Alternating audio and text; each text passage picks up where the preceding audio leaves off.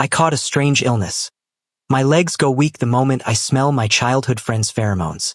But we're both alphas. To hide this secret, I deliberately avoided him. I never expected that when college started, we would be assigned to the exact same dorm room. The familiar scent of red wine permeated the room. During the long, endless nights, I could only draw my curtains and bite my pillow to endure it. Realizing that I would be exposed sooner or later if this continued, I lied and said I found an Omega partner and needed to move out. On the night I supposedly got together with my fake partner, Patrick rubbed my scent gland, deliberately releasing his pheromones to force me into an early heat. His deep voice rang in my ear, dripping with temptation. Do Omega pheromones smell better than mine? Chapter 1. After discovering my condition and running away, I had imagined reuniting with Patrick countless times. Maybe it would be years later when we both had established careers, or an accidental encounter after starting our own families, or just brushing shoulders on a busy street. But I truly never expected it to be this soon. Carrying bags of all sizes, I finally managed to climb to the 6th floor. Pushing open the dorm room door, I saw a man sitting by the window. Even though we had only been apart for a year, seeing that familiar face still brought a tidal wave of nostalgia. The luggage in my hands suddenly lost its strength, dropping to the ground with a heavy thud. Hearing the noise, Patrick's gaze swept over lightly. When he saw me, he let out a soft chuckle. Ethan, long time no see. I stared blankly at his icy gaze. Those eyes, which used to always be so gentle, now held not a single trace of a smile. I knew he was definitely angry about me leaving without a word, but I had never seen him look so expressionless. It made it hard for me to breathe. What a coincidence. Standing in the doorway, caught in a dilemma, I could only smile awkwardly. It really was too much of a coincidence, so much so that it made me want to cry. I had purposely chosen a city far from home, yet I still ended up running into him. Even knowing he was angry right now, I couldn't explain the reason. I couldn't exactly say that I, an alpha, get weak in the knees from smelling another alpha's pheromones, right? I wouldn't be able to say it even if someone beat me to death. Just my rotten luck. It's not a coincidence. Patrick curled his lips mockingly. His pitch-black eyes stared intently at me, making my skin crawl. After saying that, he didn't speak another word. What did not a coincidence mean? Did he not want to see me? I felt a bit disappointed. My sudden disappearance had indeed destroyed the bond between us. A silent atmosphere spread through the room. Just as I was racking my brain to find an excuse to ease the tension, Patrick suddenly looked away, lowered his head, and pulled a pack of cigarettes from his pocket. Seeing him skillfully take out a cigarette, light it, and bring it to his lips, my pupils contracted sharply. Since when did you start smoking? Patrick gave a hollow, mirthless smile. A year ago. Exactly when I discovered my strange illness and left without saying goodbye. After our adult presentation, Patrick and I went to hang out at a bar. That was the first time I discovered my condition. The bar's dim lighting paired with lyrical music, and the hard liquor acted as a catalyst. Suddenly, there was a commotion in the crowd, and a strong scent of oranges permeated the air. And Omega had gone into heat. The frantic pheromones caused all the alphas present to react. Yet I felt absolutely nothing. Patrick was affected. With a slightly flushed face, he leaned against the crook of my neck. Ethan, are you reacting to it? Reacting to what? I frowned, a bit confused. I just smell a really strong orange scent. Did someone spill a drink? Hearing my answer, Patrick was clearly taken aback. Then, a low chuckle rang by my ear. You have no reaction to the smell of an Omega. Are you really an alpha? This is the smell of an Omega? I sniffed hard. Aside from feeling like the scent was too strong and a bit suffocating, I felt nothing else. But basic biological knowledge told me this wasn't right. I grew a little nervous. There shouldn't be anything wrong with me, right? Patrick's slightly cool nose nudged aside the suppressant patch on my scent gland and took a light sniff. Nothing's wrong. You're perfectly fine. I don't know if it was just an illusion, but I kept feeling like there was a faint hint of disappointment in his tone. That's good, then. I breathed a sigh of relief. Patrick's face pressed against my neck quickly grew hot. Is it really uncomfortable? I touched his forehead. It was burning. Patrick replied with a nasal hum. leaning lazily against me. I casually peeled off his suppressant patch. "Will this make you feel a bit better?" Before I could hear his answer, amidst the room full of that strong orange scent, an incredibly overpowering smell of red wine rushed into my nasal cavity. My legs instantly gave out. With quick reflexes, Patrick pulled me into his arms. "Why is your reaction a beat too slow?" He found it funny, his fingertips gently pressing against my burning scent gland. But I clearly realized that it wasn't because of the orange scent. It was because of this red wine scent, Patrick's pheromones. But we're both alphas, held in Patrick's arms, my entire being surrounded by the scent of red wine coming from his body. I couldn't help but writhe in unbearable discomfort. The situation instantly reversed. Patrick, who had just been draped over me looking sickly, now had clear eyes, while I couldn't even stand steady. "Why is your reaction so strong?" Patrick frowned. "Do you want to leave?" I nodded frantically. Having inhaled too much of his pheromones at such close range, if I stayed any longer, I feared my own rut would be triggered early. But I quickly regretted making that decision. Patrick's house was very close to the bar, so he supported me and took me back to his place. At the bar, there were at least other smells to dilute the red wine scent that was driving me crazy. But in Patrick's house, his scent was everywhere. I felt even worse, barely managing to muster enough energy to ask, "Patrick, do you have any suppressants at home?" "No," Patrick answered very quickly. Hearing those two words, I bit into the pillow in despair. It looked like I could only tough it out. Patrick pulled the corner of the pillow out of my mouth, his voice hoarse. "If it's really unbearable, I can help you." My head was spinning. In my heart, I thought, "I don't need your help, just stay away from me." But I couldn't speak at all, and could only let Patrick help me relieve it. The next day, my legs were weak, but my mind clearly remembered everything that had happened last night. Patrick was still fast asleep. Without waking him, I hurriedly went to the hospital for a checkup. The results showed that I had contracted a rare condition. I could be induced into heat by an alpha's pheromones, reacting even more intensely than an omega. In other words, as long as Patrick wasn't wearing a suppressant patch, I could go into heat at any moment while around him. Unable to accept this fact, I packed my bags and transferred schools overnight. This was the first time I had seen Patrick since then. Chapter 2. There was a lot of luggage for moving in, so I busied myself with making my bed. Patrick lit a cigarette to himself, smoking one after another. I watched with a bit of concern, but I didn't know what right or position I had to say anything, so I could only fret anxiously in my heart. When our other roommates arrived, I breathed a sigh of relief, thinking Patrick would be considerate of others and put out his cigarette. The result was completely different from what I expected. Sammy pushed the door open, frowned, and said, "This smoke." My heart skipped a beat, waiting for his next words. "Smells like a good cigarette. Bro, give me one." I was instantly and thoroughly disappointed. Two chain smokers had found each other. Patrick sat by the window, so most of the smoke drifted outside. There was only a faint smell of smoke in the room, not yet to the point of choking anyone. But I still coughed twice on purpose. Patrick looked up at me, didn't say a word, but crushed out his half-smoked cigarette in the ashtray. Sammy looked at me, then at Patrick. He took a deep drag, smoked his cigarette down to the butt, and tossed it into the ashtray too. Turning back to me, he grinned, revealing neat white teeth. "Don't worry, bro, we have manners." I didn't know whether to laugh or cry at his antics. After unpacking all afternoon, we were all covered in sweat. Sammy and the other roommates seemed to know each other. They finished unpacking first and went to shower. Watching them emerge from the bathroom enveloped in steam, my eyes widened.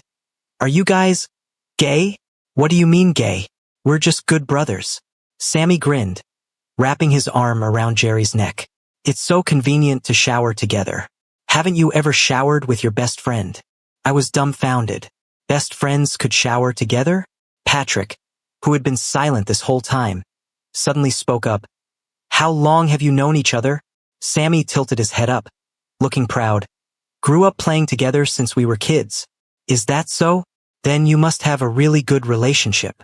Patrick's tone was flat. "Of course." Hearing Patrick ask, Sammy got even more enthusiastic, pulling a helpless-looking Jerry along. "We've never even had a fight. How enviable." When he said this, Patrick's gaze swept over me, seemingly by accident, yet entirely on purpose. Of course I understood what he meant.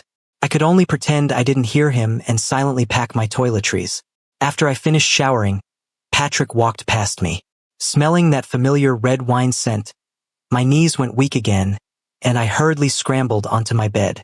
The dorm is a relatively private space, so it's perfectly normal for everyone to take off their suppressant patches. My body was reacting again, and only then did a delayed headache start to set in. How about it? My pheromones smell like pears. Smells good, right? Sammy smiled and struck up a conversation when he saw me come out. I nodded, trying my best to look normal. Yeah, it smells pretty good. Ethan, what do your pheromones smell like? Why can't I smell them? Sammy took a deep breath. There were only 3 alpha scents in the air, so he was very curious about my pheromones, staring at me with bright, wide eyes. Lychee. I'm wearing a suppressant patch, I answered casually, pulling my bed curtains shut. Waves of heat surged within my body, making me very uncomfortable. I fumbled around, took out a suppressant, and gave myself an injection. Sleeping so early? Sammy muttered softly. Although he still wanted to ask why I wore a suppressant patch even in the dorm, he wasn't completely dense. Seeing me close my curtains, he didn't say anything more. After injecting the suppressant, my symptoms eased a lot. I breathed a sigh of relief, but my happiness didn't last long. When Patrick came out of the shower, the red wine pheromones in the entire room instantly thickened. I felt my just-cooled blood boil again, and I couldn't help but let out a muffled groan. The moment that sound slipped out, I thought, oh no. The room instantly fell eerily quiet. Patrick's cold, clear voice broke the silence. Ethan, what's wrong with you?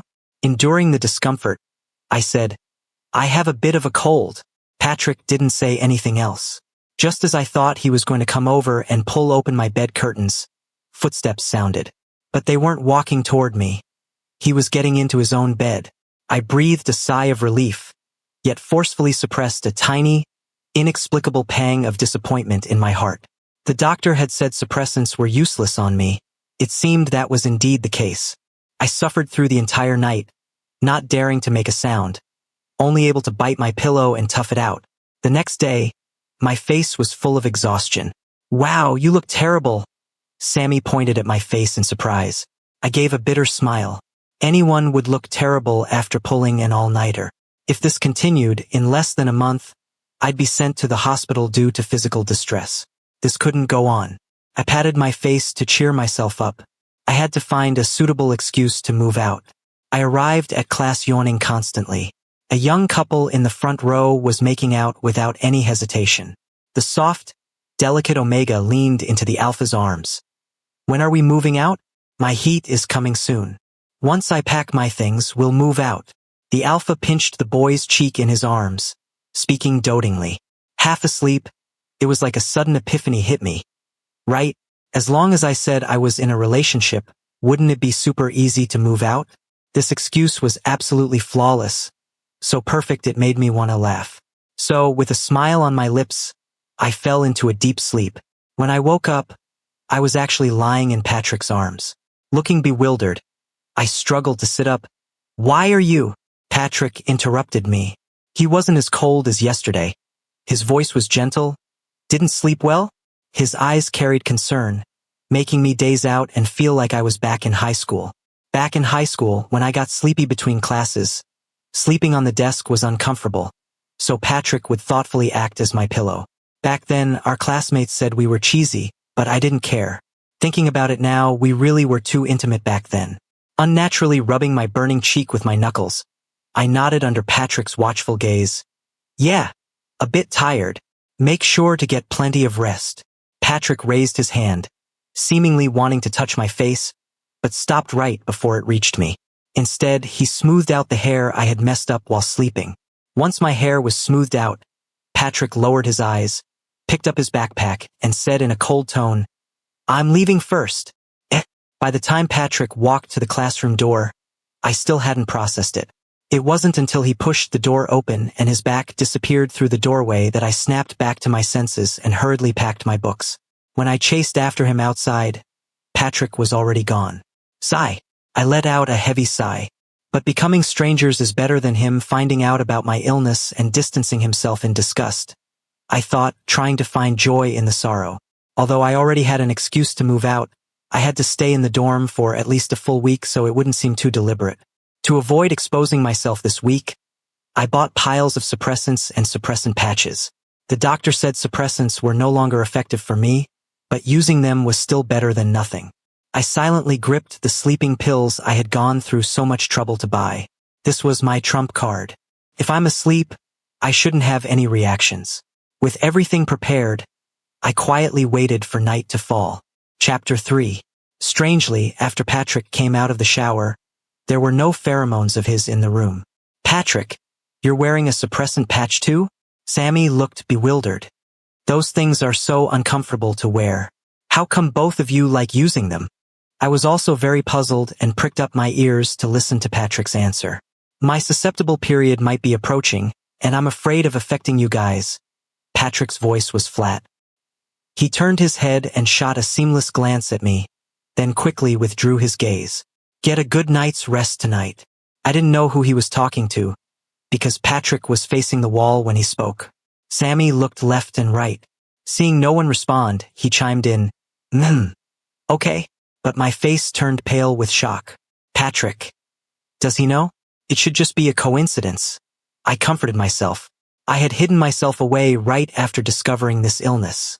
How could Patrick possibly know? I'm definitely just scaring myself. I gave a self-deprecating smile. But it was perfect timing for Patrick's rut to arrive. I could finally get a good night's sleep. However, this was only temporary. I still had to find an Omega partner and move out to be safe. But who should I find? I fell into deep thought.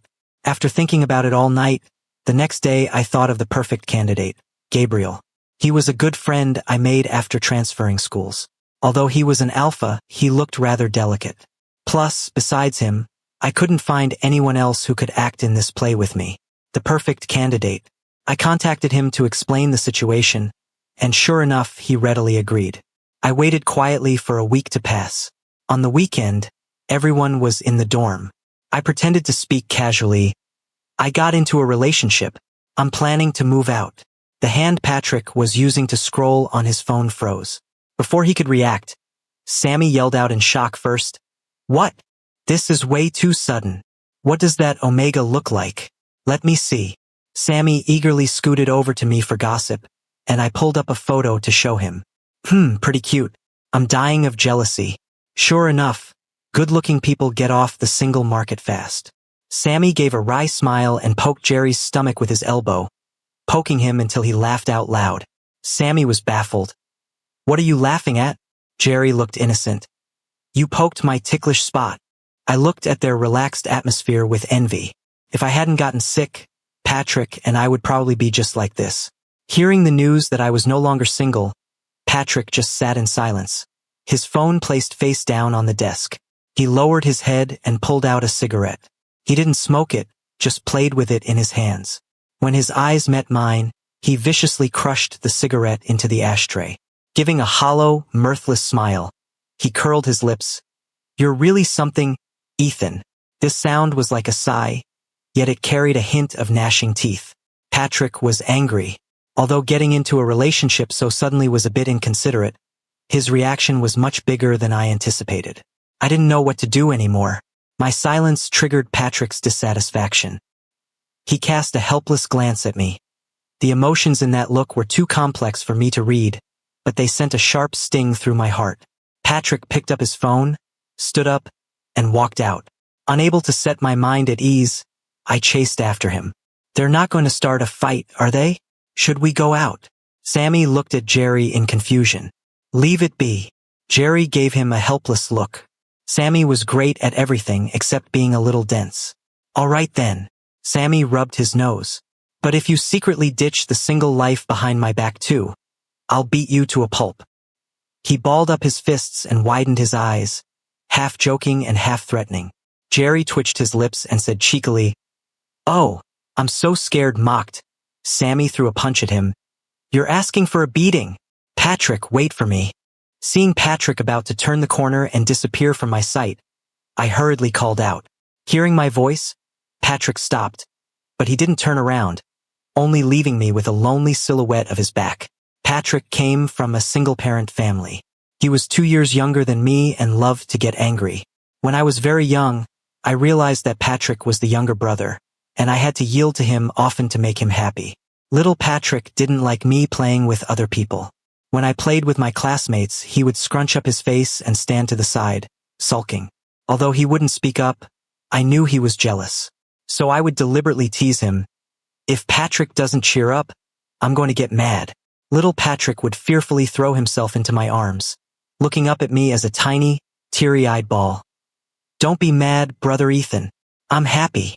I found teasing him funny, but seeing him cry made my heart ache. Later, as this happened more often, I slowly stopped making friends other than Patrick. I didn't feel lonely. To me, one friend was exactly enough. I only needed Patrick, and Patrick only needed me. But how could I have contracted a disease like this? I would rather have undergone a secondary presentation and become an omega than get this kind of illness. But I couldn't say it. I took a few steps forward and grabbed his cuff. What's wrong? Why are you angry? We can talk things out properly. Talk things out properly. Patrick sneered, as if he were incredibly disdainful. He turned around, his eyes carrying hidden fury. Looking down at me from above, his voice was suppressed and hoarse. I've been holding back for a very long time, Ethan, although Patrick had been calling me by my full name ever since our reunion. This time it made my heart tremble. I didn't know what to say either, so I could only speak dryly. Stop being angry. Hey! Patrick let out a cold laugh. As if exhausted, he leaned against the wall and pinched the bridge of his nose with long, fair fingers. Are you uncomfortable? I didn't like seeing him frown, but in this situation, I could only use the most useless words to comfort him. For example, telling him not to be angry when he was angry, or telling him not to be sad when he was sad. Perhaps realizing that I couldn't say the words he wanted to hear, he took a few deep breaths and suddenly, eerily, calmed down. You shouldn't have come out looking for me.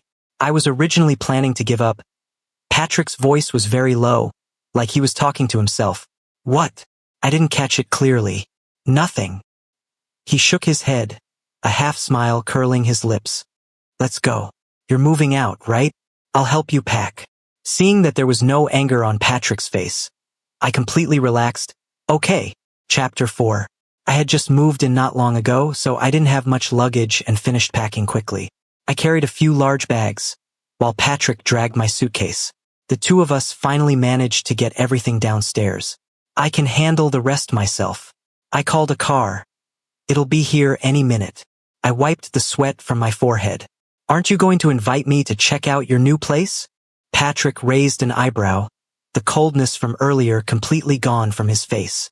Hearing his request, I froze for a moment, then immediately felt a wave of happiness. You want to go? Of course you can. I answered hurriedly, terrified he would change his mind. Patrick's sudden friendly attitude opened my chatterbox. After getting in the car, I couldn't stop talking. Once I'm settled in, if you want to come hang out, just send me a message in advance. I'm free anytime. I rented a 2-bedroom apartment, so if you want to stay for a few days, you can. The location is pretty good. Because I was so happy, I talked a lot. Patrick listened quietly, occasionally nodding, his deep gaze constantly lingering on my lips. I had realized a long time ago that even though I was the older one and often took care of Patrick when we were kids, as we grew up, he became more mature than me, and it was often him taking care of me instead. Rather than saying Patrick couldn't live without me, it was more accurate to say I couldn't live without him. That's why I cherished our friendship so much. After talking so much, my face flushed a little. Am I being a bit too chatty? Snapping back to reality, I covered my mouth in embarrassment. I had been the only one talking. Patrick hadn't said a single word. When I looked at him, he turned his head, avoiding my gaze, and pressed the button to roll down the car window. The moment the wind rushed in, I heard him say, "No, enjoy your happiness while you still can." During the year I was gone, Patrick had become increasingly unpredictable. Sometimes it was really hard for me to understand his words, like the sentence just now. I pursed my lips and didn't continue talking. It took a lot of effort to move all the luggage inside. I dusted off my hands and said, Let's go. Let's go grab something to eat. No rush. Patrick leaned lazily against the door, arms crossed over his chest. When is he coming? I quickly realized Patrick was asking about Gabriel. Next week, I guess. I randomly made up a date. Patrick seemed very pleased to hear this, his eyes curving into a smile. Plenty of time then. I was gradually getting used to Patrick's way of thinking now, so I went along with his words. Yeah, plenty of time. Huh. Why is the door locked from the inside?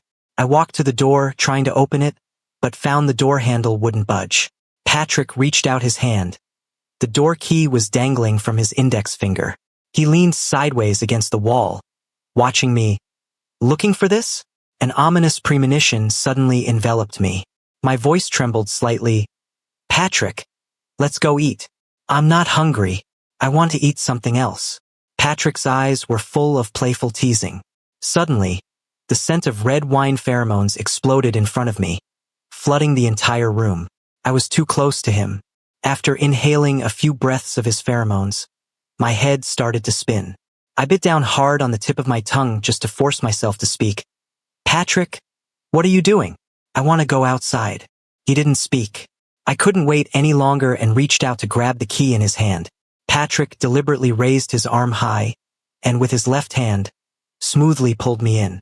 Already weak in the knees, I fell straight into his embrace, inhaling several more breaths of his pheromones.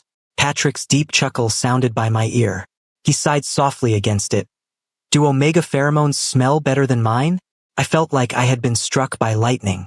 My last thought before losing consciousness was, I'm doomed. Patrick carried me bridal style to the bed. I was completely controlled by the pheromones, my hands tightly gripping his collar, refusing to let go. Kiss me. I tilted my head up, staring hungrily at Patrick's pale lips. They looked soft. They must be nice to kiss. Patrick curled his lips. If you want it, come get it yourself. I pulled him down and tilted my head up to kiss him, but just as I was about to touch his lips, Patrick deliberately lifted his head, and I only kissed his chin. Why? I looked at him in confusion. Patrick smiled slyly. I won't let you. Realizing I was being teased, I felt a bit angry and a bit wronged. I forcefully tugged at Patrick's collar, wanting to kiss his lips, but Patrick was dead set on not letting me. After failing several times, I angrily pushed Patrick away, turned my head, and buried my face in the pillow. Patrick wasn't in a hurry. He lay on his stomach by the edge of the bed, propping up his chin and watching me. He was relaxed and at ease, but I was agonizingly uncomfortable. Every breath of pheromones I took felt like being roasted over a fire. Every cell in my body was screaming. I wanted to kiss him, wanted to be kissed by Patrick, wanted to be marked by Patrick. In this silent standoff, I was the first to surrender. I turned my head, revealing the half of my face that was already flushed red from being teased. Looking at Patrick, I spoke shyly but firmly. Kiss me, big brother. Since when did I discover that calling Patrick big brother would make him satisfy all my demands? In high school, I was very lazy. At dinner time, the classmates would all go to the cafeteria together, but I only wanted to catch up on sleep in the classroom. Patrick didn't want to go alone, so I would act spoiled and call him big brother. And the tips of his ears would turn so red they looked like they were bleeding. I suppose in his life before, he had never seen someone so shameless. Every time we had a standoff, he was always the one to compromise in the end. This trick always worked wonders. Sure enough, upon hearing this sentence, Patrick's eyes instantly became dangerous. The veins on his temples bulged slightly. His Adam's apple bobbed up and down, and I could hear the sound of him swallowing. Just as I thought Patrick was going to lean in and kiss me, he spoke. His clear, youthful voice carried the hoarseness of desire, yet it trembled slightly, hiding an imperceptible trace of fear. Last time I touched you, you hid for a year. If I touch you this time, how many years are you going to hide? Patrick's prominent knuckles were trembling slightly. I instinctively felt sad, but I didn't know what to say to comfort him. I won't hide. Bro, please help me. I feel so uncomfortable. I curled up in distress, panting heavily, looking pitifully at Patrick, the only person who could help relieve my pain. Patrick finally stood up and leaned over to look at me. His voice was very soft, like a gust of wind about to dissipate. Ethan, say you love me. Bro, I love you. Patrick shook his head. Call me Patrick. Patrick.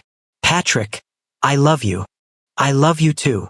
Patrick closed his eyes and leaned in for a kiss. That jelly didn't taste sweet at all.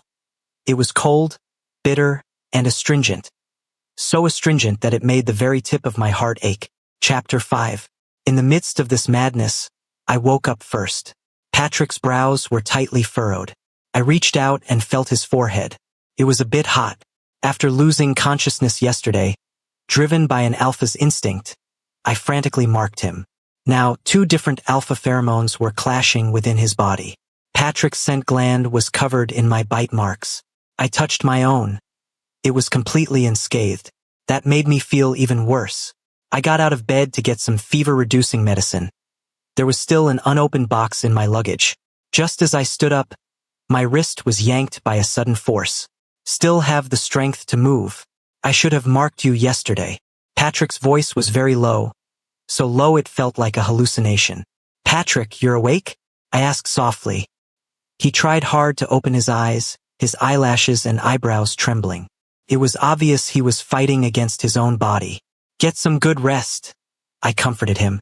Right at that moment he finally opened his eyes. Don't leave. Okay. I won't leave, I hurriedly promised. Hearing those words, Patrick seemed to breathe a sigh of relief. He slipped back into unconsciousness, the hand holding mine dropping limply. I smiled helplessly and resigned myself to mixing the medicine. Patrick, time for your medicine. No reaction. I scooped up some medicine with a spoon and brought it to his lips, but his mouth was shut tight, and the medicine all spilled out. This guy, left with no choice, I took a sip myself and fed it to him mouth to mouth. The medicine was incredibly bitter, making me scrunch up my face. Just as I was wondering how to pry his mouth open, the moment our lips touched, it was as if a switch had been flipped in Patrick. He cupped the back of my head and deepened the kiss. When the kiss ended, he looked completely satisfied. So sweet. Is there more? I looked at the empty medicine cup and the words, extremely bitter, on the packaging, my mouth twitching. Gone. Patrick smacked his lips, as if it was a real pity. Then, he wrapped his arms around me and fell into a deep sleep, sleeping straight until the sun went down. When Patrick woke up, the very first thing he did was feel the blanket beside him. It was already ice cold. Just like that morning a year ago, a sense of panic surged into his heart. He sat up abruptly and shouted, Ethan, I'm here. Hearing the commotion, I closed my book and pushed open the balcony door. You didn't leave. Seeing me perfectly fine, he breathed a sigh of relief. Yeah, I'm not leaving. From now on, I'm never leaving again. What do you mean? Patrick subconsciously gripped the blanket tighter. I looked straight into his eyes, conveying my absolute sincerity. Patrick, let's be together. Patrick and I got together. Actually, we should have been together long ago. I could never find a second person in this world who treats me as well as he does. But when he dragged me to meet his parent, I still chickened out. Standing at his front door, I couldn't help but say, Actually, we don't really have to tell your mom. Why? He asked, confused. We're an AA couple. Your dad, I trailed off. Aunt Cheryl was a pitiful woman. After being childhood sweethearts with her husband for 20 years and getting pregnant, her husband met his so-called fated alpha and abandoned her and their child. Aunt Cheryl gave birth to Patrick all alone. I grew up with Patrick but rarely saw her. On the rare occasions I did, she was always haggard and impatient. I didn't know if she would mind an AA relationship, but it definitely wouldn't be easy for her to accept. Patrick seemed to understand my concerns and gave a light chuckle. You still remember that? I'd completely forgotten. He scratched the palm of my hand and blinked. It's fine. Come inside with me. Damn it. Deadline's here again. Just as we pushed the door open, we heard Aunt Cheryl's furious roar. I jumped in fright, but Patrick seemed used to it, squeezing my hand to comfort me. Mom, I brought my boyfriend home. Give me a minute. Let me finish drawing this. Aunt Cheryl answered without even lifting her head. Patrick shrugged helplessly. Let's wait. He and I sat on the sofa for 2 hours. He was relaxed and casual while I was on pins and needles. Seeing how nervous I was, he laughed happily. Relax. My mom isn't going to eat you. Patrick really didn't know how I felt. I secretly decided that when I brought him home in the future, I'd leave him hanging for 2 hours too, just so he could taste what this felt like. Just as my back was aching and I could barely hold on anymore, Aunt Cheryl finally finished her artwork. Finally done drawing. I'm exhausted.